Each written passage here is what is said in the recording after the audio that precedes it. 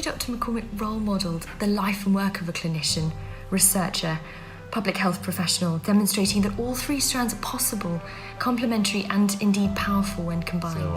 So my mentor at the time was a neonatologist. He told me I should go and talk to the guru of follow-up, Dr. Marie McCormick. And so I made an appointment to go see her, and I was really intimidated because I was like, oh, it's Marie McCormick. And she was so nice. And I was like, Dr. McCormick, I'm trying to make this big life decision. Do I go down developmental peds? Do I go down neonatology? And she goes, who is it that you want to influence? And I said, neonatologist. She's like, I can tell you it's much easier to get neonatologists to listen to you if you are a neonatologist. And the rest is history. And then, and among those of us with centers of excellence in maternal and child health, you've been a leader. You've always stepped up with a voice of wisdom and caution and insight based on years of experience to say what we as academics in MCH can do and sometimes what we can't do to support leaders in the field. And for that, I want to thank you. We will sorely miss you. And separately, I will just say that it's been really a privilege to work near and with Dr. McCormick. As a faculty colleague, I have learned a lot from watching her interact with other faculty, from hearing what she's thought about departmental issues and the curriculum, and watching her interact with students and head up a major program. And I want to express my deep gratitude to her for all of the work that she has done. Some has been better recognized and some perhaps less well recognized, but sometimes the quiet work is the most important. So thank you. You and I discussed, and I don't know if you remember, you and I discussed not only the choices academically, the personal choices that we as women in medicine had many different discussions about the personal aspects of the choices we've made as physicians and as academicians.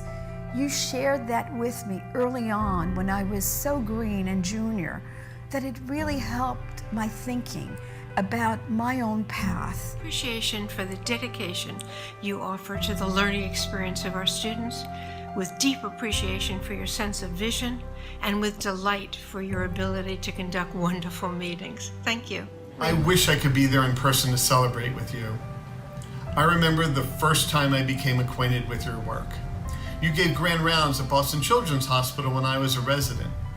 David Nathan, the chair of the department, announced that he had just recruited a terrific new faculty member, and then you went on to give a really wonderful grand rounds. Those of us who are interested in the intersection of pediatrics and public health research were really excited to have a wonderful new role model. I appreciate how supportive you've been of me and of my work over the years, and how much you've done for the fields of maternal and child health and quality of care. Thank you for all the wise advice and thoughtful encouragement you've provided throughout my career. I wish you the best. My name's Stephen Buca. I joined Marie's Department of MCH in 1995 and was there for 10 years before coming to Brown to form a Department of Epidemiology. I see, Marie, that we've been cited over 1,000 times. We co-taught together, we co-directed the MCH training program and oversaw a number of doctoral theses. I'm particularly indebted to 2 lessons that I learned from you and brought with me to Brown regarding being a chair. The first is to keep faculty meetings very infrequent and brief, and we thank you for that. More importantly is to keep faculty mentoring sessions very frequent and long and unrushed. I came to realize that your approach to mentoring is far from the norm, and thank you for your generous guidance and sharing of your time. You gave clear guidance and recommendations for areas of attention and a pathway to academic success that benefited me and our faculty here at Brown. We have an excellent record of retention and promotion and now have 12 tenured faculty members, which I attribute entirely to the model which I learned from you. A heartfelt thank you. As the founding senior faculty advisor for STRIPED, the Strategic Training Initiative for the Prevention of Eating Disorders, a public health incubator, your guidance has been invaluable. From the beginning, your inimitable combination of compassion, drive, values, and unfailing pragmatism were so important in helping us set the course and shaped this training program to be like nothing done before. And we could not have done it without you and without the support of the director of the longest running and one of the most successful MCHB training programs this country has ever seen. Thank you. And as you remember, I graduated from HSPH 6 years ago. And I'd like to take the moment to express my gratitude towards you for your mentorship and support during my program at HSPH. And, I'm so grateful to have worked on 2 research projects with you. And I think that had such a great impact on where I am today. I'm currently entering my 4th year PhD at UCLA. I'm studying health policy management, and I'm happy to announce that just last week I passed my oral. Kelsey Holt here, excited to congratulate Dr. McCormick on a career of amazing, inspiring accomplishments. Thank you, Dr. McCormick, for all of your support of me from day one of the doctoral program until now. I know you'll be greatly missed within the MCH concentration at Harvard.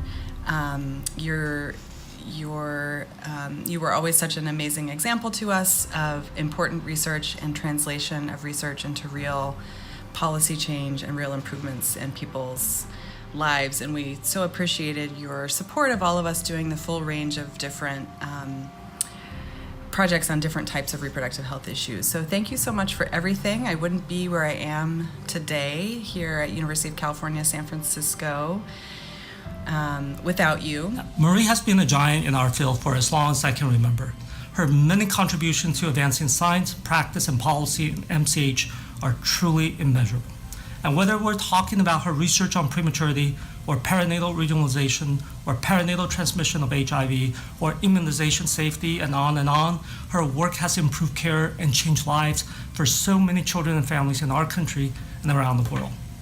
I had the honor of serving alongside her on the Institute of Medicine Committee on Understanding Prematurity, and she was such a great role model for me on what scientific integrity and intellectual leadership should look like, that those of us who follow in her footsteps should really aspire to. One of my favorite memories of Dr. McCormick was when she informally advised me on whether or not as doctorate of science made sense for me. And I remember setting an appointment with her and going into her office, and she was very busy because she always has a lot of projects going on, and she was facing her computer, and I sat quietly until she was ready to talk to me. And then she spun around in her chair and she said, "Now, why do you want to get a PhD?"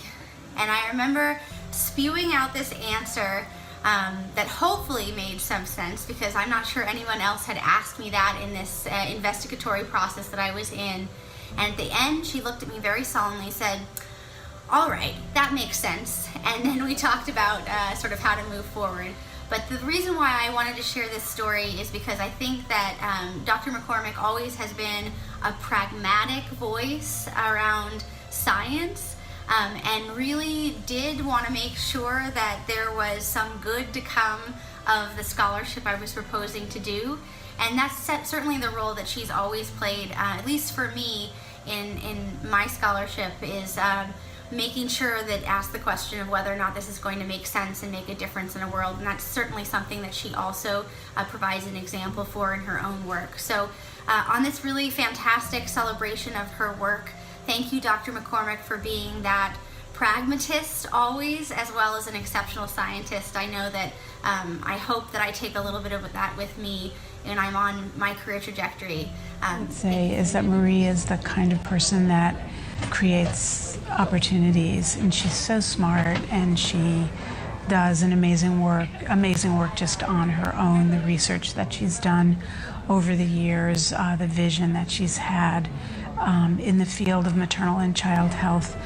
But she also creates opportunities for people, and that's what she did for me. I don't know, because I never asked, what Marie's thoughts on feminism are, how she thought of herself as being really a very early leader of a department here at the school, a major researcher in the field nationally, and a woman. She definitely broke ground. She definitely was a role model for me and for a lot of people in this field and also in other fields of public health. I don't know that that was her, sort of explicit intention. I'm not sure that actually matters because she did what she did at a time that was not very welcoming of women. I believe that Marie has been, in many ways, one of the consciences of the department. That she really looks at the big picture.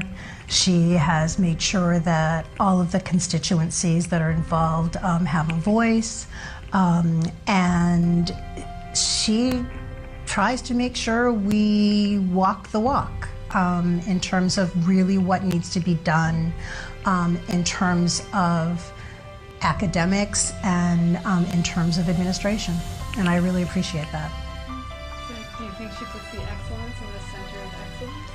She is the excellence in the center of excellence. And I'm sure things will go on, but really that is, without her, the center would just not be what it is. I would say, hey, superstar. Thank you so much for all you've done.